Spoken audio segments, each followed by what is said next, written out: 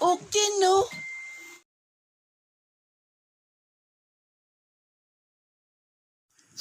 Yan. Napatanong tuloy ang Kuya Ben. Yan. Napatanong siya kung totoo daw. Ayoko sana tong ilabas mga kasyaw eh. Kasi tahimik na yung buhay ko. Diba? Pamilyadong tao na tayo.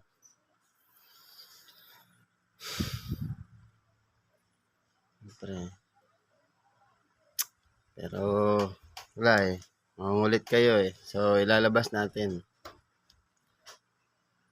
Ipapakita ko sa inyo na kinukulit pa rin ako ni Ivana Alawi. Ayoko sana itong ilabas. Eh, parang nagdududa kayo sa akin eh. Ay, nakikipagbalikan sa akin si Ivana eh. Ito na.